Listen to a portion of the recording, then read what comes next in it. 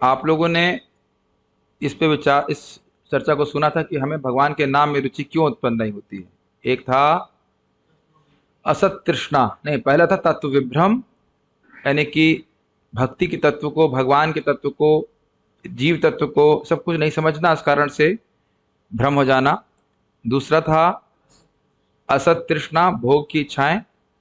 और तीसरा था हृदय दौर्बल्य, मतलब जानते हैं कि ये चीज ठीक नहीं है फिर भी उसमें प्रवृत्त होना, भक्ति के विपरीत है फिर भी उसमें प्रवृत्त होना। और अपराध, ये चार चीजें हमने देखी थी, इस कारण से व्यक्ति को नाम में रुचि प्राप्त नहीं होती। तो आज हम लोग चर्चा कर रहे हैं, प्रभु जी बता रहे हैं किस प्रकार से सोल्यूशन बता रहे हैं, कैसे हम मन की सहायता से भगवान का नाम जप कर सकते हैं। लेट्स सी, अध्याय 3, मन की कार्य प्रणाली एवं स्वभाव। कपिल मुनि श्रीमद् भागवतम के तृतीय स्कंद में, you don't have a text in front of you, मन की इस प्रकार से व्याख्या करते हैं। मनोबुद्धिरहंकारस चित्तमित्यंतरात्मकम। एक मिनट। चतुर्धा लक्ष्यते भेदो वृत्त्या लक्षण रूपया। आंतरिक सूक्ष्म इंद्रियां मन, बुद्धि, अहंकार तथा कलुषित चेतना के रूप में चार प्रकार की जानी जाती हैं। उनके विभिन्न कार्यों के अनुसार ही इनमें भेद किया जा सकता है, क्योंकि ये विभिन्न लक्षणों को बताने वाली हैं। देखिए, इस पहले श्लोक को समझना होगा कि अंतःकरण के ही चार भाग हैं और उनका जो डिवीजन है वो मतलब उनके कार्य के अनुसार होता है। जैसे ये आप क्या कहेंगे, ये है करताल, अगर आप इसको बजाने के लिए उपयोग कर रहे हैं, और आप करताल को ही पेपर वेट के रूप में भी इस्तेमाल कर सकते हैं। पेपर के ऊपर रख दीजिए, तब ये क्या हो गया, पेपर वेट। और अगर मान लीजिए गुस्सा है किसी पे फेंक दें तो ये हो गया अस्त्र। अब देख रहे हैं, वस्तु वही है लेकिन फंक्शनैलिटी डिफरेंस समझ रहे हैं, कार्य अलग अलग तरह से कर रहा है तो इस कारण से इसको अलग अलग नाम दिए जा रहे हैं। वस्तुगत भेद नहीं है, खाली कार्यगत भेद है। तो ये बात यहाँ पे बता रहे हैं कि वस्तुतः दूषित चित्त को ही मन कहते हैं, बुद्धि कहते हैं, अहंकार कहते हैं और दूषित चित्त कहते हैं, और अलग अलग तरह से कार्य करता है। तो इसको आप तीसरे स्कंद में जब हम लोग पढ़ाएंगे तो डिटेल में पढ़ेंगे, इसको रेफर कर रहे हैं यहाँ पे मुरलीधर प्रभु।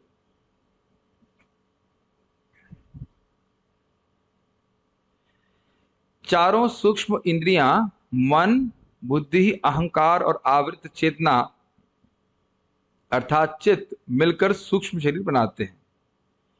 चित्त से लेकर अहंकार व बुद्धि में सूक्ष्मता का स्तर कम होता जाता है।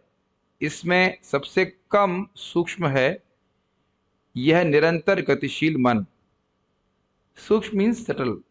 जैसे आपने सुना ना, मन से श्रेष्ठ बुद्धि है, बुद्धि से श्रेष्ठ अहंकार भी है, और अहंकार से श्रेष्ठ फिर आत्मा है। लेकिन आत्मा पर अलग ही वस्तु हो जाती है, केवल सूक्ष्म ही नहीं, वो अलग ही वस्तु है।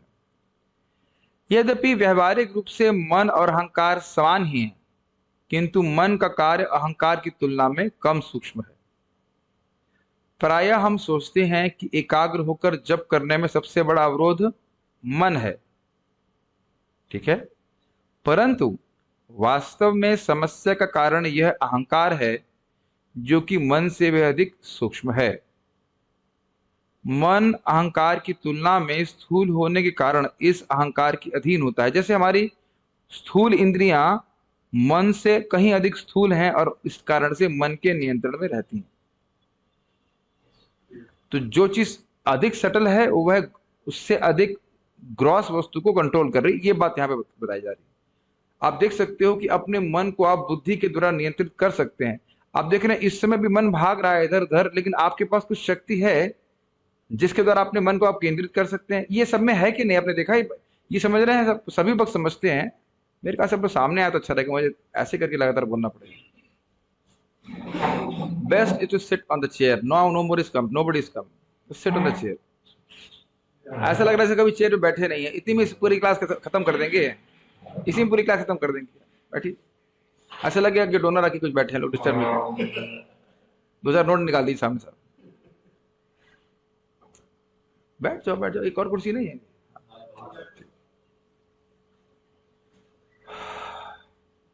क्या बात कर रहा था? हाँ, तो क्योंकि अहंकार मन से कहीं अधिक सूक्ष्म है, तो अहंकार मन को कंट्रोल कर रहा है। जैसे बुद्धि, मैं एग्जांपल दे रहा था अपनी बुद्धि, आपने सभी लोग को अनुभव है कि अगर मैं कहूँ आप ध्यान पूर्वक जप कीजिए, तो आप देखिए कुछ हमारे पास शक्ति है जिसके द्वारा हम मन को एकाग्र कर लेते हैं, चाहे कुछ क्षणों के लिए करें। डज दैट मीन, कैन सबको फील हो रहा है कि नहीं हो रहा है? मैं कहूँ ध्यान पूर्वक सुनना, जैसे मैं बोलता हूँ ध्यान पूर्वक सुनना, तो भले आपका ध्यान भटक रहा है, आपके पास कुछ शक्ति है कि मन को एकाग्र करते हैं उधर।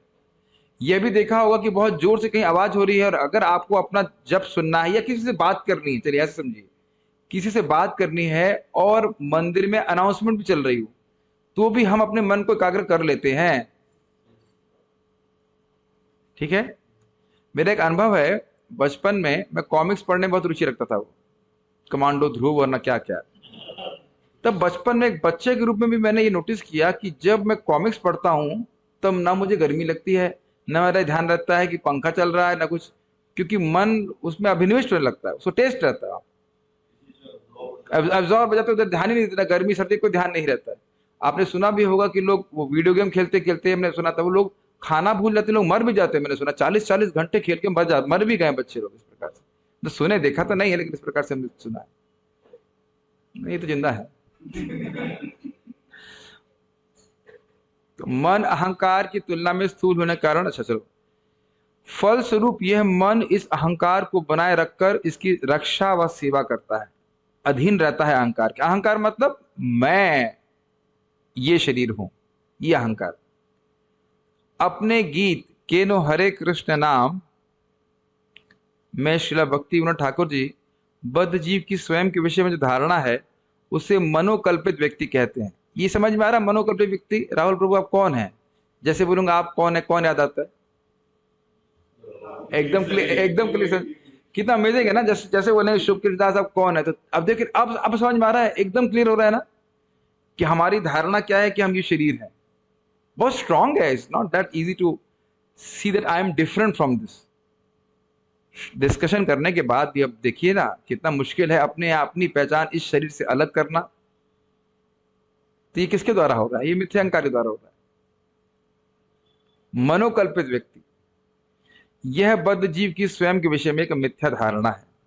तो मूल बात मिथ्या अहंकार है। कृष्ण भगवत गीता में सूचित करते हैं कि किस तरह मन अपने रक्षात्मक सेवा में कार्य करता है। मन दोहरेपन की एक भावना को बनाए रखकर अहंकार को अपना भ्रामक प्रभुत्व बनाए रखने में सहायता करता है। हे भरतवंशी, हे शत्रु विजेता, समस्त जीव इच्छा तथा घृणा से उत्पन्न द्वंद्व से मोहग्रस्त होकर मोह को प्राप्त होते हैं। इच्छा द्वेष समुत्थेना द्वंद्व मोहेन भारत सर्गे यान्ति परंतपः। इच्छा द्वेष के कारण बारंबार जीव सर्ग को प्राप्ति करता है, अर्थात फिर से एक शरीर की प्राप्ति करता है। देखिए, इसको थोड़ा समझने का प्रयास कीजिए। आप जानते हैं कि अविद्या का अर्थ क्या होता है? अविद्या का दो भाग हो गए, प्रक्षेपात्मिका, आवरणात्मिका। तो आवरणात्मिका ने हमें हमारा स्वरूप भुला दिया, और ये प्रक्षेपात्मिका ही मिथ्यांकार की रूप का परिणति। प्रक्षेपात्मिका क्या कर रही? जो हम नहीं हैं उसी को मनवाना, ये तो मिथ्यांकार है कि नहीं? अहंकार तो आप जीव से नहीं काट सकते, क्योंकि अहंकार मतलब मैं हूं, आई एम, दैट अवेयरनेस, ये ज्ञान आप सभी लोगों को है। क्या आप लोग यहाँ क्लास में हैं, my dear Zoom devotees? Shashikant, are you here? Yes. So हम सभी लोग यहाँ पे अनुभव कर रहे हैं कि we are aware that we exist. इसे कहते हैं आई एम, मैं हूं। ये बड़ी विशिष्ट गुण है कि नहीं? कुछ लगता नहीं आपको विशिष्ट? क्योंकि हमारे इंटीग्रल है हमारे अस्तित्व में, तो हमें कुछ विशेष लगता नहीं है। लेकिन आप विचार कीजिए, हम ऐसे जगत में हैं जहां पे हमको छोड़ करके और अन्य जीवों को छोड़ करके कोई वस्तु ऐसी नहीं है जो इस चेतना से युक्त हो कि वो है। मेरी कुछ बात समझ में आ रही है? All around we are surrounded with matter only. खैर, ये बात समझ में आ रहा है मिथ्यांकार कैसे ऑपरेट करता है? फिर आप बताइए क्या होता है फिर? उसे कहते हैं अस्मिता। अब अस्मिता के बाद क्या आता है? राग और द्वेष। और ये बात हमने कल भी चर्चा करी थी कि राग और द्वेष के कारण व्यक्ति शत्रु मित्र बना के बैठा रहता है। वो शत्रु मित्र किसका है? किसका है? उस व्यक्ति का जो मैं मान रहा हूं कि मैं हूं। अब कुछ क्लियर हो रहा है? मन इसी शत्रु द्वेषा इच्छा देश में फंसा रहता है, डुअलिटी में फंसा रहता है। और किसका किसका शत्रु है वो? ये जो शरीर दिख रहा है उसका, उसमें आत्मभावना करना कि ये मैं हूं, पर इसके अनुसार शत्रु और मित्र के रूप में अपने जीवन को बांट लेना। और इन सारी चीजों में मन जब फंसा रहेगा तो ये बताइए कि भगवान कहां से आएंगे? और आप जानते हो अगर भगवान मन में आने लगे तो माया कहां से आएगी? ये एकदम क्लियर दिखाई पड़ रहा है दिन और रात की तरह कि शत्रु मित्र में जब तक हमारा मन फंसा रहेगा, शत्रु मतलब ये अच्छा है ये बुरा है, ये अच्छा है बुरा, तब तक मन भगवान में कैसे लगेगा बताइए? भोग और त्याग समझ रहे हैं? ये अच्छा है, कल भी यही मैं पढ़ रहा था, भोग ये अच्छा लग रहा है, त्याग नहीं अच्छा नहीं लग रहा। कॉन्स्टेंटली मन इसी में आगे पीछे होता रहता है, ये चाहिए नहीं। और कभी कभी तो वो वस्तु जो चाहिए उसी को बोलता है नहीं ये नहीं चाहिए। आपने देखा कभी कभी हम लोग बैठे होते सीधे, मन कहता है नहीं टांग थोड़ा फैला के बैठो, फिर कहता है टांग क्यों फैला के बैठो, सीधे वापस आलती बालती मार के बैठो, सेम चीज है ना। तो ये कह रहे इसी तरह से राग और द्वेष में हमको फंसा के रखता है। दोहरी प्रक्रिया के विषय में टिप्पणी देते हैं प्रभुपाद जी, द्वंद्वपूर्ण जगत में सुख तथा दुख का अंतर मात्र मनोरथ होता है, क्योंकि तथाकथित सुख तथा दुख वास्तव में एक ही है। वे स्वप्न में भोगे सुख तथा दुख के समान हैं। सोता हुआ व्यक्ति सपने में ही खुशी और चिंता का अनुभव करता है, यद्यपि जिसका वास्तव में कोई अस्तित्व ही नहीं है। बहुत सुंदर ये प्रभु जी ने टिप्पणियां रखी हुई। स्वप्न तथा जागृति दोनों में मन ही कार्य करता है और मन के संकल्प तथा विकल्प से उत्पन्न प्रत्येक वस्तु मनोधर्म कहलाती है। प्रभा जी के तात्पर्य से प्रभात कोट करना है, तो इसको समझने का प्रयास कीजिए। बारंबार एग्जाम्पल दिया जाता है और समझते भी हैं। स्वप्न में हम पहचान उस मनोकल्पित व्यक्ति से करते हैं कि नहीं, कि मैं वो व्यक्ति हूं, फिर हम परेशान होने चालू हो जाते हैं, हमें कुछ नुकसान हो रहा है, हमारा फायदा हो रहा है। सेम चीज जागृत अवस्था में, मानेंगे आप इस बात को?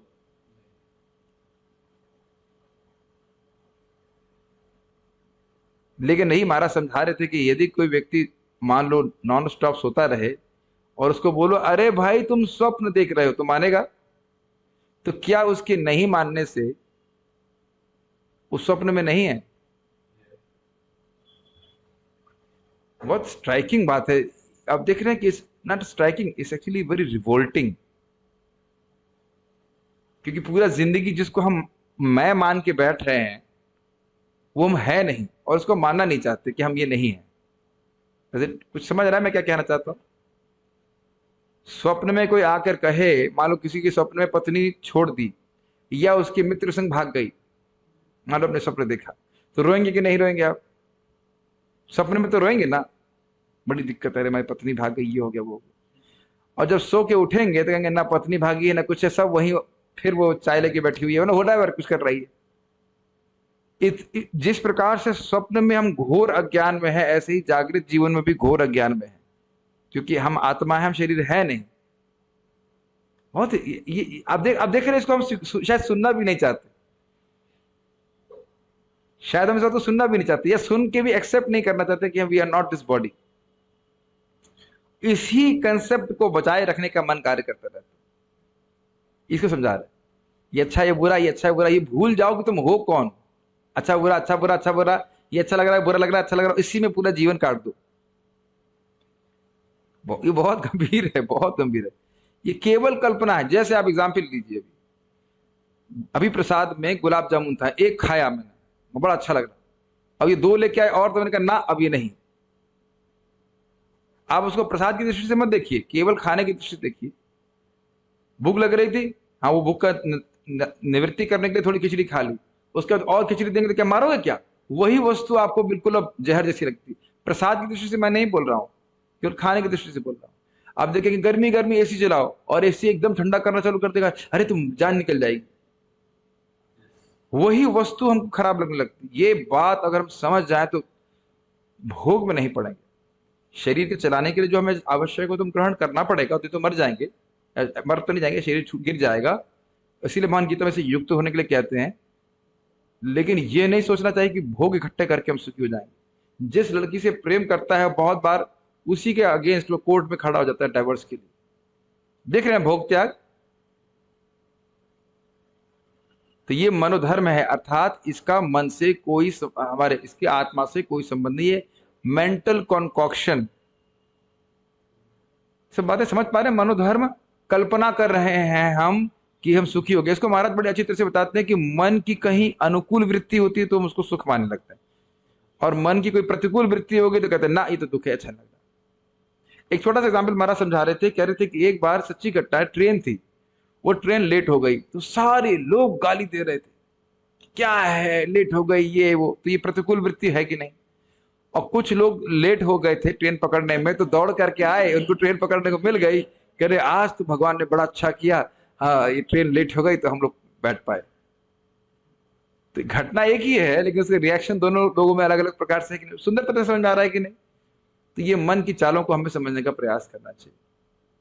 अब वो कैसे कार्य कर रहा है, इसको क्यों बोल रहे हैं, तो प्रभु जी समझा रहे हैं। देखिए, यदि किसी ने हमारा अपमान किया है तब मन बचाव करने हेतु बीच में आ जाता है। किसका अपमान किया है? और मन सुनता है ये बात। देखिए मैं आप लोग को बोल रहा था ना, मैं इस पे कहीं कहते हैं इस लेवल पे हूँ। एक सन्यासी थे यहाँ पे, बीमार थे तो कुछ समय के लिए इधर आए थे, बता रहे थे 2 लाख नाम जप कर रहे हैं कई सालों से, गोविंदपुर में रहते थे, भजना नदी साधु थे, 45 साल से भजन कर रहे हैं। कह रहे अभी भी अगर कोई बुरा बोल देता है तो सहन नहीं होता। तो माया का प्रभाव बड़ा गंभीर है। खैर इससे हमें, हमारे संग कौन कैसा बर्ताव करेगा हम नहीं जानते। हमें जरूर शिक्षा लेनी चाहिए कि यथासंभव हो सके किसी को कटु वचन नहीं बोले। ये एक साइड शिक्षा आपको जरूर प्राप्त करनी चाहिए भाई। लोगों को शब्द बहुत चुभ जाता है, हमको लगता, हम जब हम बोलते हैं तो हमको नहीं लगता है, लेकिन एक्चुअली जब हम सुनते हैं तो हमको लगता है कि नहीं? Anyways, but point is that कि मन इस प्रकार से बोलता है और तब हम भूल जाते हैं कि हम आत्मा है, तो हम भूल जाते हैं कि हमको ध्यानपूर्वक नाम जप करना है इत्यादि तक। करता है कि नहीं करता? और यदि किसी ने हमारी प्रशंसा की हो तो यह हम बड़ा संतुष्ट हो जाता है और हमारे प्रशंसक को बुद्धिमान समझता है। आखिर कोई तो मेरी महिमा समझ पा रहा है। क्या आप मन की इस चाल को देखते हैं कि नहीं? अब देखिए हमारे कान कितने बड़े हो जाते। क्या कहा आपने? कुछ ठीक से एक बार फिर से जरा थोड़ा उच्चारण करिए फिर से। इन दोनों ही स्थितियों में मन अहंकार को बचाए रखता है और हमें हमारी वास्तविक पहचान से अनभिज्ञ बनाए रखता है। ये समझ में आ रहा है? एक तरफ हो रहा है राग, जब कोई व्यक्ति ये प्रशंसा कर रहा है तो उससे राग हो रहा है, और व्यक्ति निंदा कर रहा है तो उससे द्वेष हो रहा है। और दोनों ही चीज में हम क्यों आसक्त हो रहे हैं? क्योंकि हम ये सोचते हैं कि हम शरीर हैं, हम इस शरीर की, तो वो उसी शरीर को देख रहा है, इस शरीर को ही वो कुछ गुणगान कर रहा है या निंदा कर रहा है। कुछ आप लोग अभी तक समझ पा रहे हैं मन कैसे अहंकार से मिलकर कार्य कर रहा है? हमारी वास्तविक पहचान क्या है, हम कौन हैं? जब हम इस संसार में आए तो हमें अहंकार के एक आवरण ने ढक लिया। इसी आवरण ने हमें एक मिथ्या पहचान दी। याद आ रहा भी क्या बोला था? आवरणात्मिका अविद्या शक्ति और प्रक्षेपात्मिका, जो हम नहीं है वह मिथ्या पहचान दे दी तुमको। तुम देवता हो, मैं देवता हूं, मैं ये हूं, इत्यादि इत्यादि इत्यादि। हम इस मिथ्या पहचान के अतिरिक्त और कुछ भी नहीं जानते। वाह, जो ये, और कितना अमेजिंग है ना कि जितना हम इस समय अभिनिविष्ट हैं उतना ही पिछले जन्म में अभिनिविष्ट थे। मान लो मैं पिछले जन्म में स्त्री था तो बिल्कुल मान रहा था कि मैं स्त्री ही हूं, और अब मैं बिल्कुल मान रहा हूं कि मैं पुरुष ही हूं। कितना अमेजिंग है ना माया। लोग कहते हैं कि पिछला जन्म याद ना रहा, याद क्यों नहीं रहता? और मान लो याद रहता कि हम सुअर थे, तब कंफ्यूज हो जाएंगे ना। इस तरह की देखिए डिस्कशंस हमको भक्ति में प्रगति करने के लिए बहुत प्रेरित करते हैं। क्यों? अब मैं ऐसा नाम तो नहीं रख सकता, लेकिन ये बात मैं देख रहा हूं, हमारे भक्तों में भी देख रहा हूं किस प्रकार से भोग की आशा लेकर के वो बहुत बहुत दुख भोगने के लिए तैयार हैं, लेकिन ये नहीं समझ रहे हैं कि इन सारी चीजों से आत्मा कभी प्रसन्न नहीं हो सकती। आत्मा मतलब मैं स्वयं।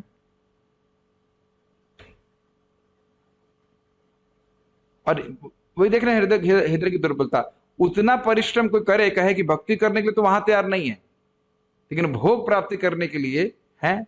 मैं उनको नीचा नहीं दिखा रहा हूँ, उनकी चेतना का एक लेवल है, तो उसके लिए ठीक है। वो ठीक है, मतलब क्या कर सकते हैं, वो ऐसे ही कार्य ही कोई करेगा। लेकिन ये समझ लेना चाहिए कि भोग प्राप्ति करके या भौतिक अरेंजमेंट करके हम कभी सुखी नहीं हो सकते। इसी में तो मन फंसा रखा है हमको। हम हैं कौन, ये आइडेंटिटी बिल्कुल भूल के बैठे हुए हैं और गलत आइडेंटिटी के अनुसार कार्य कर रहे हैं।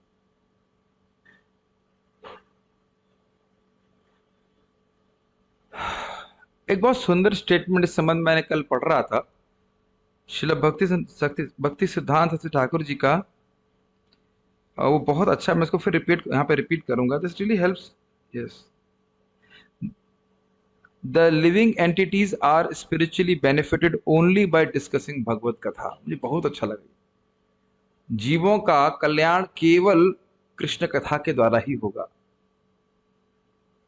और अपने आध्यात्मिक शरीर की प्राप्ति करने के लिए और कोई मार्ग नहीं है कृष्ण कथा के अलावा। बहुत अच्छा, मुझे बहुत हिट किया था ये बात। यानी कि योजना बना बना करके अधिक से अधिक कृष्ण कथा करेंगे तो ये मिथ्यांकार की भावना, हरे कृष्ण मंत्र, दो चीजें पकड़, श्रवण कीर्तन में हरे कृष्ण मंत्र का जप और ये कथा, तो बारंबार ये कम से कम मन में एक लाइट जलती रहती है ना, कुछ क्षणों के लिए करे भाई मैं तो चल रही हूं ही नहीं, तो इससे संबंधित वस्तुओं को एकत्रित करने में क्यों अपना जीवन, अपना टाइम वेस्ट करूं। और बारंबार हम लोग समाज से भी प्रेरित होकर कार्य करते हैं ना, और उस समाज में एक भी व्यक्ति जानता नहीं है कि वह है कौन। अब बताइए कि हमारा ज्ञान है कि नहीं। ये जैसे वेरी, बहुत बहुत बड़ी, बहुत ही गंभीर विचार है। देखिए मैं बोल तो रहा हूं, अगर कोई इसे मनन करेगा तो उसको धारण कर पाएगा कि क्या हम क्या बातें कर रहे हैं। तो फिर इसकी मिथ्या पहचान के अनुसार हम कौन हैं? हम कुछ भी हो सकते हैं। चुनाव के लिए 84 लाख योनियां हैं जो असंख्य श्रेणियों में विभाजित हैं। अहंकार इनमें से किसी भी एक शारीरिक पहचान को अपना सकता है, और मन एवं बुद्धि इस अहंकार के साथ जुड़कर स्वयं की मिथ्या पहचान की रचना करते हैं। तो ये आप समझ रहे हैं, जिस प्रकार से मैं अपने आप को अभी पुरुष मान रहा हूं, उतना ही बंदर अपने आप को बंदर मान रहा है। यद्यपि वह यही नहीं बोले कि मैं बंदर हूं, बंदर शब्द वो तो नहीं जानता है, लेकिन उसकी पहचान वैसी ही है। आप लोगों ने पता नहीं कितना देखा है, वृंदावन में तो हमने बंदरों को बहुत लड़ते हुए देखा है, आपने देखा है, और काफी महत्वपूर्ण कार्यों के लड़ते हैं वो। Very important reason why they should fight, you no.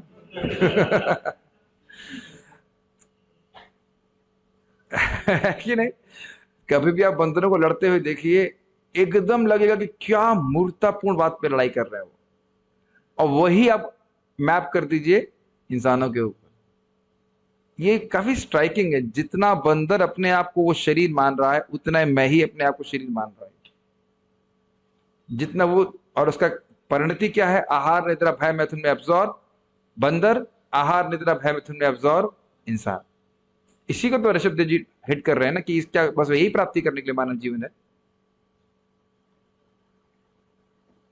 तो यानी कि 84 लाख ऑप्शन है हमारे पास मानने के लिए कि हम क्या हैं। कलर कोड होते हैं ना, बहुत सारे कलर सेलेक्ट कर लीजिए, शेड्स। फिर वही बात आपको महाप्रभु की याद आ रही होगी, कितने सारे क्या अनंत जीव हैं, और वो 84 लोक योनियों में भ्रमण कर रहे हैं, और हर जगह यही मान रहे हैं, और उतना ही मान रहे हैं जितना मैं मान रहा हूं कि मैं शरीर हूं। कोई कमी नहीं है। ये am I like driving the point across? ये बहुत खतरनाक है मिथ्यांकार, बहुत डेंजरस। अहंकार इनमें से किसी भी एक शारीरिक पहचान को अपना सकता है, और मन एवं बुद्धि इस अहंकार के संग जुड़कर, हाँ इसका अर्थ क्या हुआ? मन, जब जीव बंदर के शरीर को अपना मान रहा है, तो फिर बंदर जैसा मन होगा, उसकी बुद्धि भी वैसे ही कार्य करेगी कि इसके लिए इस शरीर के उपयोगी जो भोग है उसे कैसे जुटाया जाए। Does it make sense? इंसान के शरीर में रहेगा तो उसी के अनुसार वो भोग जुटाएगा, तो बुद्धि और मन भी उसी प्रकार से कार्य करने लग जाएंगे। हमारी शाश्वत पहचान श्री कृष्ण के प्रिय भक्त की है, उसे छोड़कर अहंकार किसी भी अन्य पहचान को अपनाने के लिए तत्पर रहता है। वाह, ये लाइन समझ में आई? मैं कृष्ण का हूं ही हूं, मामेव, ये नहीं मानना चाहता है, इसमें कठिनाई होती है। और बाकी कुछ भी मानने के लिए आसान लगता है, और उसके आधार पर कार्य करना भी आसान होता है। आप देखिए, रोज लोग 10-10 12 घंटे काम करते हैं, कोई कठिनाई नहीं अनुभव करते। और एकादशी में 12 घंटे जाप करना हो तो, ये 12 घंटे भागवत पढ़ना हो तो, या कृष्ण की सेवा करनी हो और कुछ भी किसी प्रकार से, तो एक बौद्ध जीव को कठिनाई अनुभव होती। तो आप देख सकते हैं वो सब मिथ्यांका के कारण। क्लियर हो रहा होगा। अहंकार हमारी चेतना को इस प्रकार भर देता है कि हम भूल जाते हैं कि हम कृष्ण के हैं और वे हमारे। ये पहली दोनों ही बातें बड़ी महत्वपूर्ण है। सोचिए, हम कृष्ण के हैं ये तो अनुभव नहीं होता।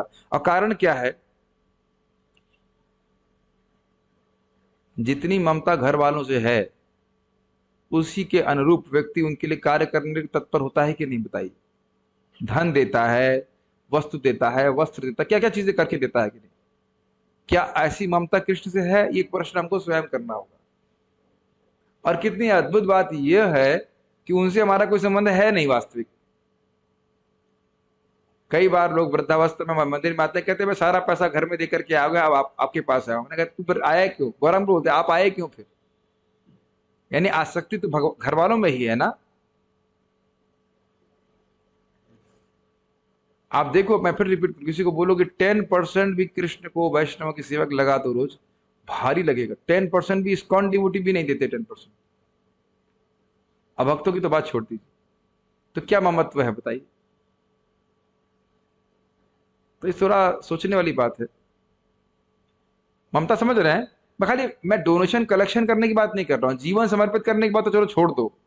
अपने संसाधनों को कितना उपयोग कर रहे हैं भगवान की सेवा में, ये फिर हम क्या बोल रहे हैं कृष्ण के प्रति प्रेम इत्यादि इत्यादि।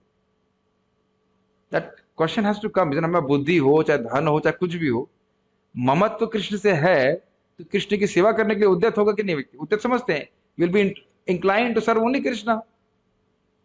One should not be discouraged, लेकिन एक रियलिटी चेक तो करना ही पड़ेगा ना कि हम किस स्तर पे हैं, चेतना के किस स्तर पे हैं। कितना अमेजिंग! आपको ये बात हिलाने वाली नहीं लगती है कि हम दुनिया में इतने लोग को मान के बैठे हैं और एक भी व्यक्ति मेरा नहीं है, और जो वाकई व्यक्ति मेरा है उसको हम अपना नहीं मान के बैठे हैं।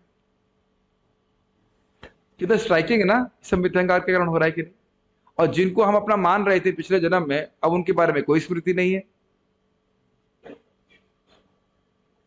और मेरे को तो बड़ा डिटैचिंग लगता है जगत से, है कि नहीं। मानना हमको यही कि कृष्ण के भक्त हमारे हैं, उन्हीं का वो है, वही हमारा परिवार है, कृष्ण है, और उसके अनुसार जीना है। भले व्यक्ति अपने ग्रस्त में रह रहा हो, कहीं पे भी रह रहा हो, लेकिन ये भावना उसको रखनी चाहिए कि असली हमारे हितैषी तो बस वैष्णव है, भक्त हैं। बाकी लोग तो क्या हमारा समय, क्या हमारा भला ही कर रहे हैं, और क्या करने की क्षमता है। सब बातें सोचने वाली है। श्रीमद् भागवतम में से हमें ज्ञात होता है कि मन अहम का सतोगुण में रूपांतरण है। मतलब जो मिथ्यांकार सतोगुण से प्रभावित होता है, तो यह मन के रूप में, मन और देवताओं के रूप में परिणत होता है, मन उससे बनता है। और बुद्धि अहम का रजोगुण में रूपांतरण है। मन का कार्य श्री कृष्ण के प्रति हमारी मिथ्या समझ एवं भुलावे की रक्षा करना है। मतलब कृष्ण क्या है वो ना समझ पाए हम, और ये मानते बैठे कि हम ही शरीर है, इसकी रक्षा, इस कंसेप्ट की रक्षा करना। ऐसा मन संकल्प तथा विकल्प के प्रयोग से करता है। संकल्प मतलब ये चाहिए, विकल्प मतलब ये नहीं चाहिए, भोग त्याग, राग द्वेष, ऐसे। बुद्धि तो स्वभाव से ही रजोगुणी है, अतएव यह अहंकार की सीमा में योजनाएं बनाती रहती है। इस प्रकार यह बुद्धि संकल्प या विकल्प के माध्यम से मन को संतुष्ट करती है। ये समझ में आया? संकल्प हुआ कि गुलाब जामुन खाना है, चलो खाना है। अब बुद्धि क्या करेगी? कैसे खाना है, ठीक है। विकल्प हुआ, नहीं वहां नहीं जाना है। अब बहुत सारे बहाने मारेगी बुद्धि, नहीं क्यों जाना है, क्या नहीं करना, इत्यादि इत्यादि। रोज आप देखिए सुबह, अगर आप बहुत एडवांस नहीं हैं तो मन में क्या संकल्प आता है? अरे अभी थोड़ा सो जाओ। और बुद्धि देखिए बहुत सारे बहाने देती है कि नहीं, अरे तुम रात में बहुत देर में सोए हो, तुम थक गए हो, कुछ शरीर को भी देखो कि नहीं। अच्छा तुम्हें जब में नींद आएगी तो क्या, ये सब विचार आते हैं ना मन में रोज, है कि नहीं। उठ तो तुम जाओगे 3:30 बजे, कोई दिक्कत नहीं, हमने मना कहाँ किया है, अच्छी बात है उठना। रोज ऐसे बुद्धि प्रोसेस करते है कि नहीं, कि देखो भाई तुम थक गए हो, फिर दिन में भी तुम्हें सेवा करनी है, थोड़ा तो और सो लो, ऐसे करके तो लोग नहीं उठ पाते। ऑब्वियसली जैसे बुद्धि स्ट्रांग होती जाती तो फिर आपकी बुद्धि प्रश्न, नहीं उठने का समय हो गया, जब कब करोगे, इत्यादि इत्यादि। तो ये मन संकल्प विकल्प कर रहा है, और कैसे बुद्धि योजना बना करके सहायता करी। क्या ये पॉइंट क्लियर हो रहा है जी? ठीक है।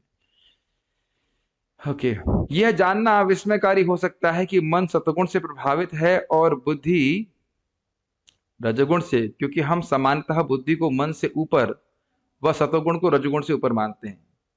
ये कुछ समझ में आया? डाउट डाउट क्या है? हमने सुना ना गीता में कि मन से ऊपर बुद्धि है और बुद्धि से परे आत्मा है।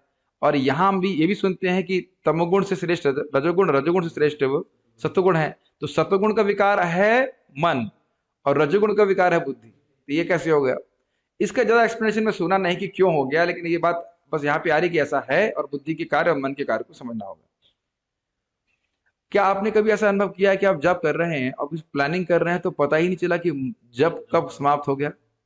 बहुत कूल जब करने का तरीका है,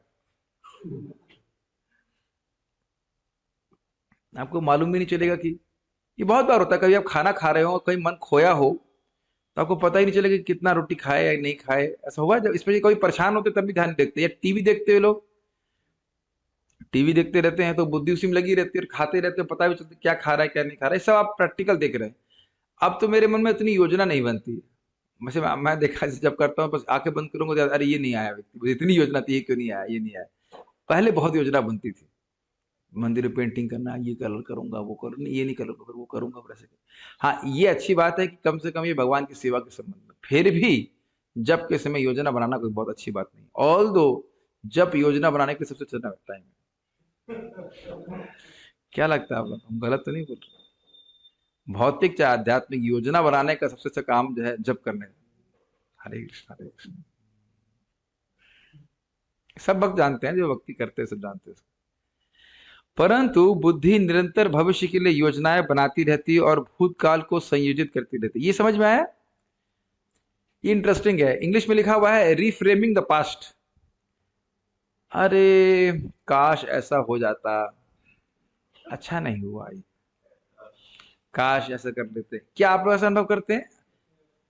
तो इसे कहते हैं रिफ्रेमिंग द पास्ट। मतलब हो बीत गया है, उसको कुछ कंट्रोल नहीं है, लेकिन उसी में प्लानिंग करती रहती बुद्धि, नहीं अच्छा तुमने ये अच्छा नहीं किया, और उसने तुम्हारे संग ऐसा बर्ताव क्यों किया?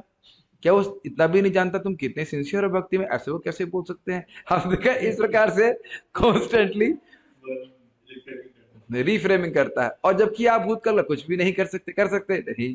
और अच्छा ये बताइए कि जो भविष्य में प्लानिंग कर रहे हैं तो सर हम तो सत्य संकल्प हैं, जो संकल्प आएंगे सब पूर्ण हो जाएंगे। ये भी कितनी बेवकूफी है कि प्लानिंग पे प्लानिंग, प्लानिंग पे प्लानिंग किए जा रहे हैं। और एक आपने ये भी देखा होगा, जब जब पूर्ण जाता है तो ये योजना भी याद नहीं रहती। ये देखा आपने?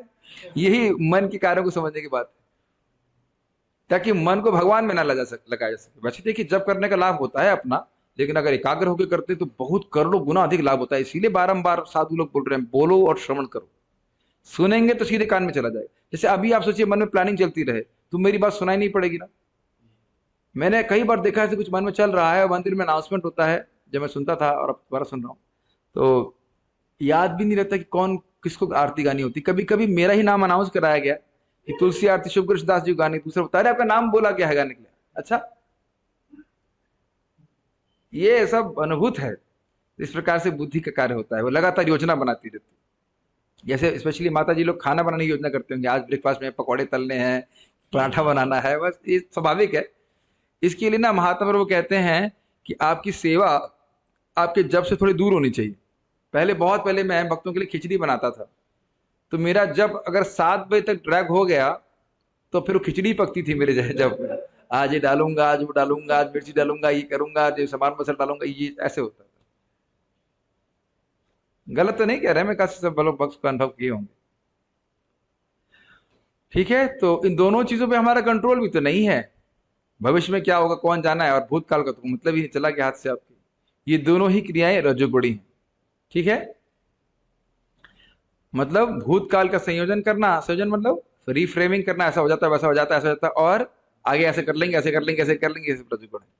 हम मन और बुद्धि के मध्य होने वाली इस आंतरिक प्रक्रिया को प्रतिदिन अनुभव करते हैं। तो उसकी व्याख्या कर लिया। श्रीमद् भागवत में भगवान श्री कृष्ण अपने भक्त उद्धव को थोड़े अलग शब्दों में मन, बुद्धि और अहंकार के बीच में होने वाले अंतर कलह को समझाते हैं। हे उद्धव, बुद्धि रहित व्यक्ति सर्वप्रथम अपनी झूठी पहचान भौतिक शरीर तथा मन के साथ करता है, ये मैं हूं। क्लियर? और जब किसी की चेतना में ऐसा मिथ्या ज्ञान उत्पन्न हो जाता है तो महान कष्ट का कारण भौतिक काम अर्थात विषय वासना उस मन में व्याप्त हो जाता है। ये लाइन समझ में आ गई? ये कई बार मैं समझा चुका हूं, जब तक हम अपनी पहचान इस शरीर से नहीं करते तब तक भौतिक काम उत्पन्न ही नहीं हो सकता। उसका मूल मिथ्यांकार है कि नहीं? काम का मतलब ही क्या हुआ? अपनी इंद्रियों की तुष्टि को, इच्छा को काम कहते हैं। तो अपनी इंद्रियों की तुष्टि का मतलब क्या हुआ? ये जीव संतुष्ट होगी तो मैं संतुष्ट होऊंगा, ये आंख संतुष्ट होंगी तो मैं संतुष्ट होऊंगा, यही तो भावना है। तो क्लियर होगा, समझ में आ रहा होगा? तो ये अगर इधर से मिथ्यांकार क्लियर हो गया, हट गया, तो उधर नहीं रहेगा कि मैं जीव को संतुष्ट कर लूं, मैं कान को संतुष्ट कर लूं या आंख को संतुष्ट कर लूं तो मैं सुखी हो जाऊंगा। This is called mental concoction. यही बात बोल रहे हैं। कुछ ना समझ में आए तो बताइएगा, ये चीजें समझ आती ठीक है। उस मन में व्याप्त हो जाता है विषय वासना जो स्वभाव से सात्विक होता है। तब काम द्वारा दूषित मन भौतिक उन्नति के लिए तरह तरह की योजनाएं बनाने में एवं बदलने में लीन हो जाता है। क्लियर, समझ में आया? मैं ये शरीर हूं, इंद्रिय तृप्ति में से मैं सुखी हो जाऊंगा, बस उसके लिए कोई योजना नहीं बनानी पड़ेगी, फ्री में मिल जाएगी। इंद्रिय तृप्ति की आसानी से मिलती है, बताइए? शादी बिना प्लानिंग की होती है। प्लेट में लड्डू की तरह जाती है कोई किसी की पत्नी। मैंने तो आज तक कभी सुना नहीं, आप सुने कि देखें? अमेजोन से किसी ने पार्सल में भेज दिया, ऐसा तो होता नहीं है। कितनी योजना बनाता है ना व्यक्ति, और उस योजना के पीछे आधार क्या? जो लोग भी शादी करना चाहते हैं, जरा अपने चित्त को देखिए। पहली चीज आप क्या सोचते हैं बताइए? नहीं, मतलब बताइए, मतलब अपने मन को बताइए क्या सोच रहे हैं आप। ये मत बताओ कि कौन प्लानिंग कर रहा है, खाली सोचिए, अपने अपने थॉट प्रोसेस को देखिए। क्या सोच रहे हैं? मैं ये शरीर हूं, फिर भोग वासना है। ये मत कहिएगा कि मैं सृष्टि चलाने के लिए शादी कर रहा हूं। सृष्टि चलाने के लिए कोई शादी नहीं कर रहा है। महाराज खूब जोक करे। महाराज जी, अगर सब लोग शादी नहीं करेंगे तो सृष्टि कैसे चलेगी? परम पूज्य वृंदावन चंद्र महाराज तो महाराज क्लास में बोले, तो भाई सभी लोग सृष्टि चलाने के लिए शादी कर रहे हैं, जितने गृहस्थ बैठे हैं। काम वासना नहीं होगी तो क्यों शादी करेगा बताओ? तो उसका मूल क्या है बताइए? अभी क्या सीख रहे हैं? मूल क्या है? मूल है मिथ्यांकार। वो अपने पर ओढ़ लिया, फिर काम वासना है, फिर उसकी पूर्ति के लिए फिर योजना बनाएगा कि शादी करेंगे, फिर यहाँ रहेंगे, फिर बच्चे करेंगे, फिर ये फलान ढमकाना, इत्यादि इत्यादि। ये एक एग्जाम्पल, और बाकी कहीं कितने भी आप भोग की योजना की एग्जाम्पल आप इसमें जोड़ सकते हैं। आज मैं इस पे भी बात विचार कर रहा था। जैसे मान लीजिए, हमको छोटा सा इसी पॉइंट को समझिए कि हम लोग जब बीमार हो जाते हैं तो हम इस बात से तो कॉन्शियस है ना कि हम बीमार हैं, और हम दवा लेंगे तो ये बीमारी ठीक हो जाएगी। Just very simple, is it not? अगर हम इस प्रकार से अवेयर हो जाएं कि हम भगवान के दास हैं, बुद्धि से भी स्वीकार कर लें, वास्तविकता तो यही है, और अब मैं भजन के लिए बैठा हूं ताकि मेरी ये जो अभिनिवेश शरीर में वो नष्ट हो। ऑब्वियसली ये मेन गोल नहीं है, लेकिन मतलब मेरा हृदय शुद्ध हो। मैं इस शरीर से पहचान कर रहा हूं ये मेरा दूषण है, ये मेरा अज्ञान है। तो उस we can be in a mood of receptance. आप मेरी बातें कुछ समझ पा रहे हैं कि मुझे नाम की कृपा चाहिए, मेरा अज्ञान दूर हो, भगवान में मेरी प्रीति हो, मेरा हृदय शुद्ध हो। इस चीज के प्रति हम सचेत रहेंगे। We are not just doing something, some action. It's not simply ritual. बहुत प्रभाव होता है इसका आपके नाम जप के ऊपर, बहुत बड़ा। वी आर हियर, हम यहाँ पे हैं ताकि नाम को प्रसन्न कर सकें।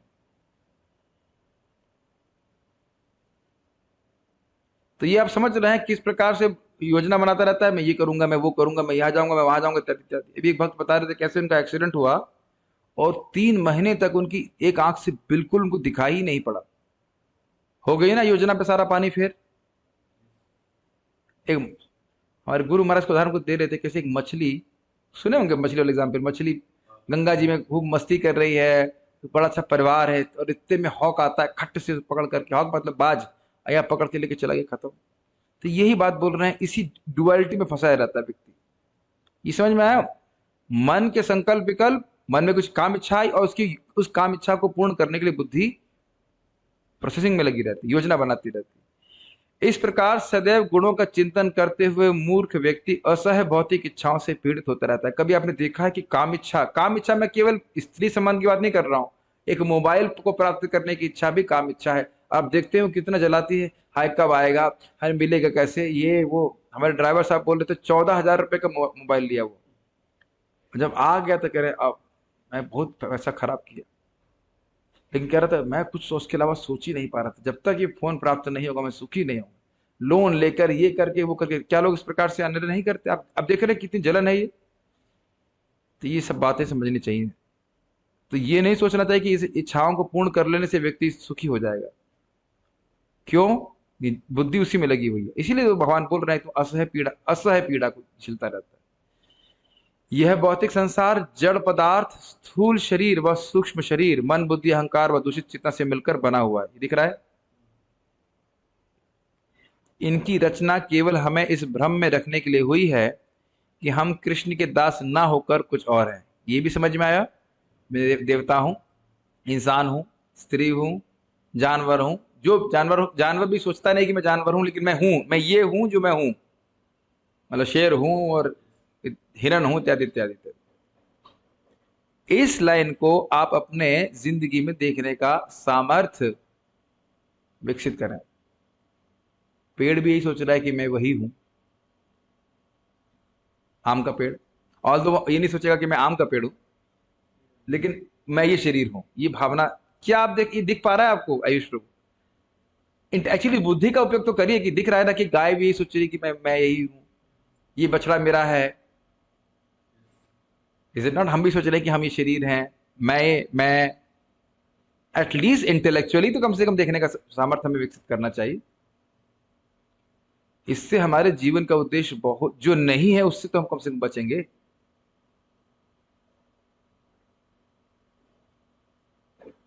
ये बात आपको लग रहा होगा मैं बारंबार रिपीट कर रहा हूं, लेकिन मैं बारंबार लोगों को देख रहा हूं कि इस प्रकार अज्ञान में पड़कर अपने जीवन का कितना बहुमूल्य समय व्यर्थ कर रहे हैं, जो कि भक्ति में लग सकता। शायद आप लोग अनुभव भी कर रहे हो।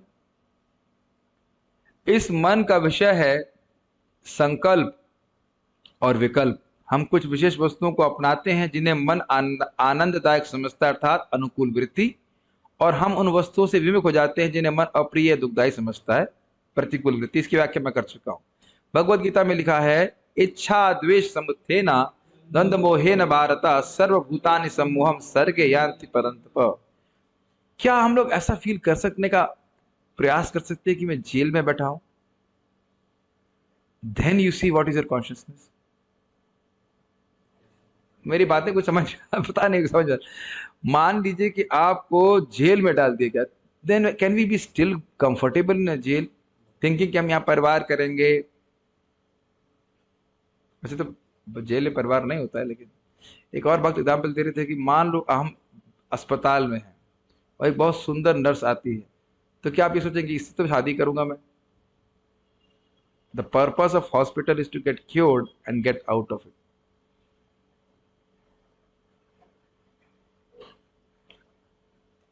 कभी नहीं सोचते ना कि हम जेल में हैं।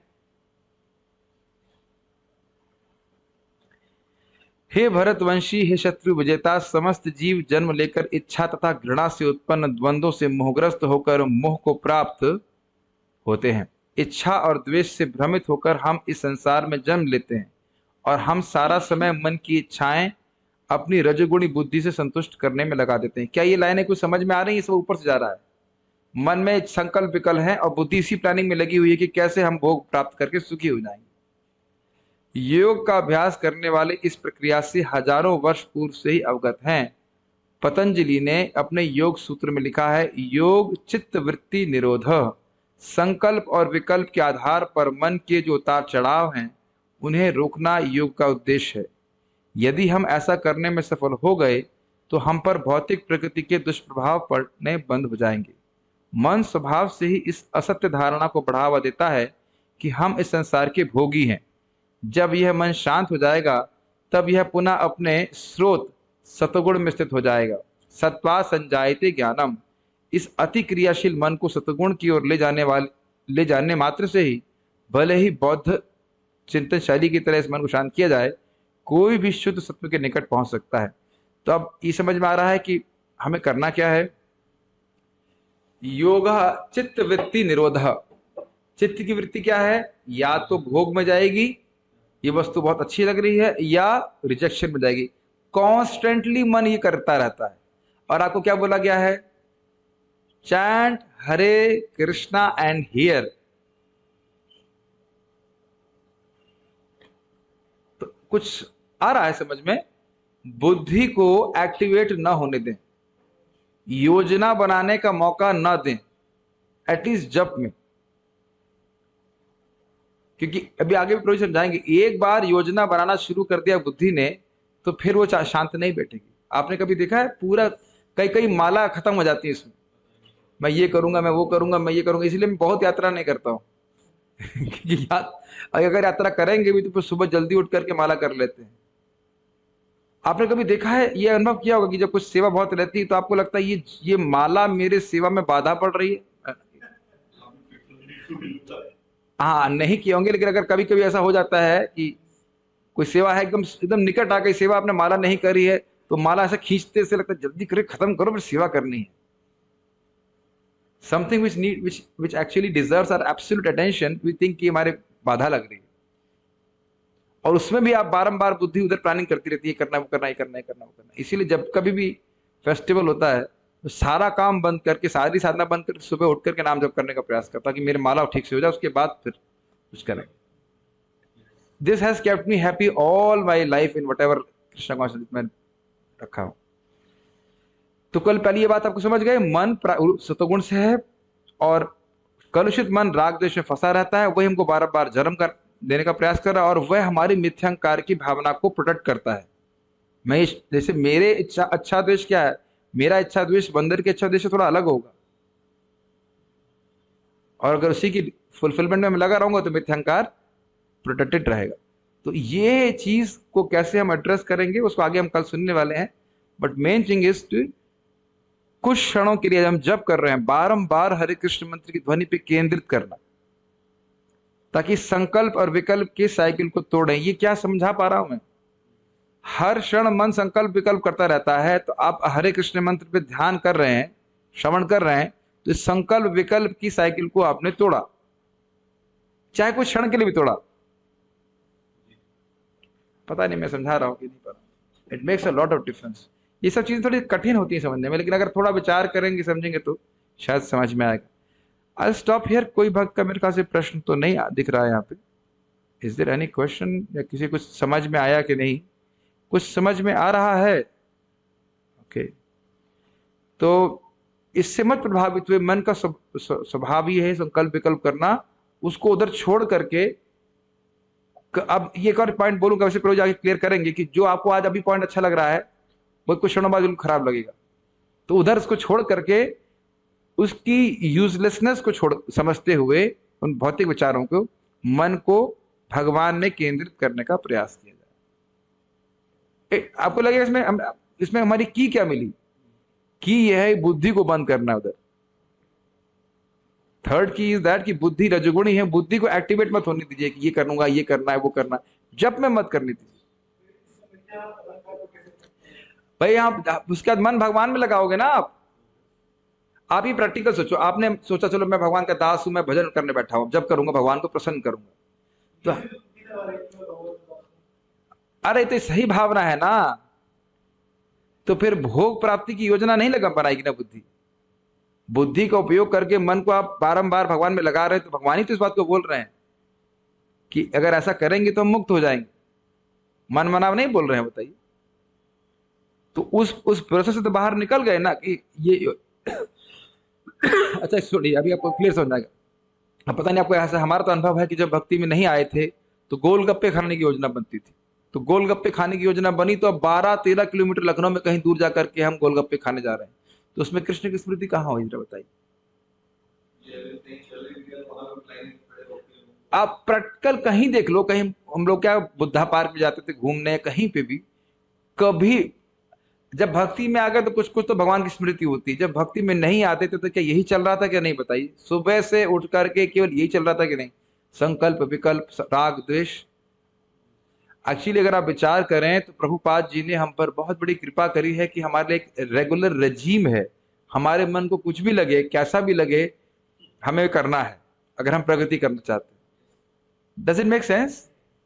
आपको अच्छा लगे ना लगे, आपको जब करना है, लगे या ना लगे, आपको मंगल आरती आना है। जो लोग साधना कर रहे हैं, मैं उनकी बात कर रहा हूं। और आप देखेंगे ऐसा करते रहने से मन के ये जो संकल्प विकल्प का जो प्रभाव है वो भी कम होता जाता है। मैं समझता हूँ सभी लोग जो साधना कर रहे हैं वो मेरी बात समझ रहे हैं क्या क्या, मतलब मन का ये रिवोल्ट कि आज यार आज मूड नहीं कर रहा जब करने का, ये तो और आता ही नहीं मन में। आपने देखा है मन की ट्रेनिंग कैसे हो जाती। आज जब जब करना है या मूड कर रहा है नहाने का, आता है मन में कुछ, मूड नहीं होता है। आपने देखा है पहले हम लोग की क्या स्थिति थी, आज नहाने का मन नहीं कर रहा है कि नहीं, घंटे 2 घंटा सोचेगा, 10 बजे तक सोचेगा, फिर उसके बाद चलो धूप निकल गई है, महक आ रही है शरीर से, चलो मैं स्नान कर लेता हूँ। मैं एकदम गलत नहीं बोल रहा है कि नहीं, सब लोग हम लोग सोचते हैं क्या, और 15 मिनट में स्नान करके भजन करना है कि ये सोचने का मौका कहाँ है बताइए। देख रहे हैं कितनी ट्रेनिंग हो गई है मन की।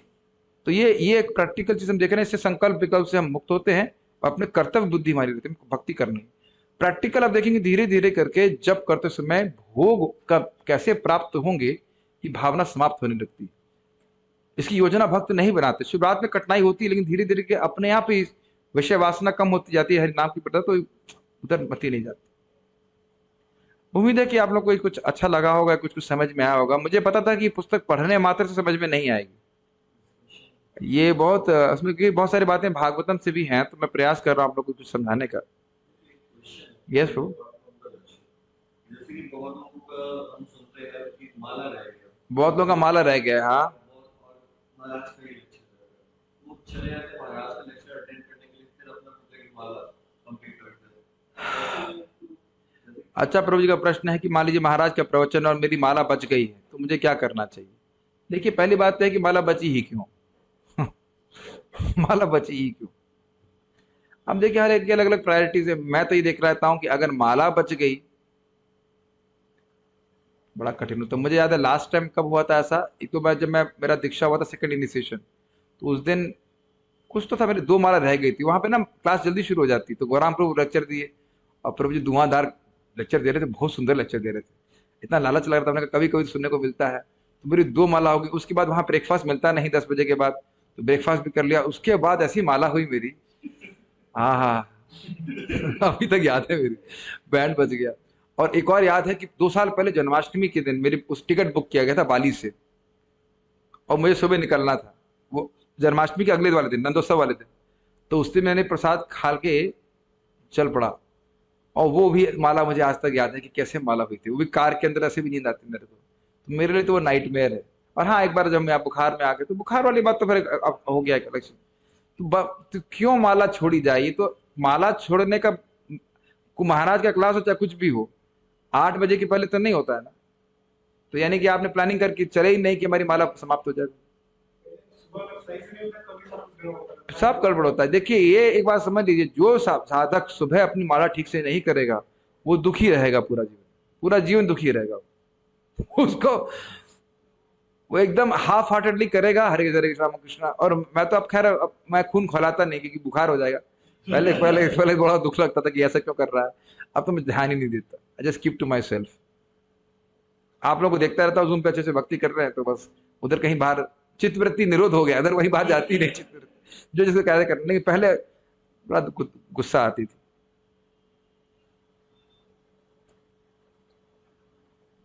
कह रहे हैं कि जब हम श्रवण करने का प्रयास करते हैं मंत्र का, तो इंद्रिय के विचार आते हैं, बिकॉज हम श्रवण करने का प्रयास करते हैं और हमारी चेतना शुद्ध हो रही है।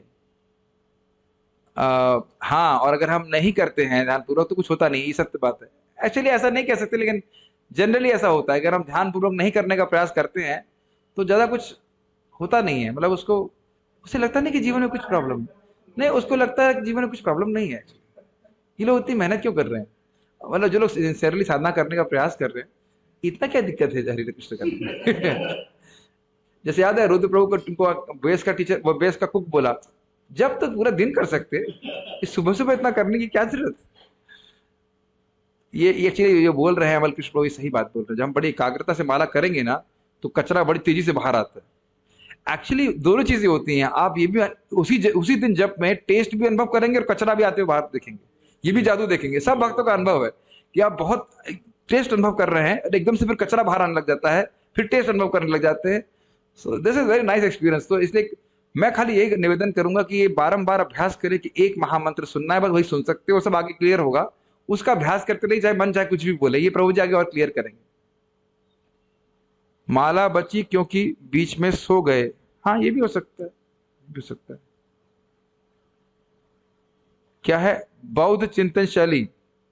वन सेकेंड, अरे बौद्ध चिंतन शैली तो अभी वर्णन किया ही नहीं गया है, वो अगले अगले श्लोक पे, कल उसमें आएगा। बेसिकली उनका उनका कहने का आशय ये है, disconnect your self from past and future and focus on the present.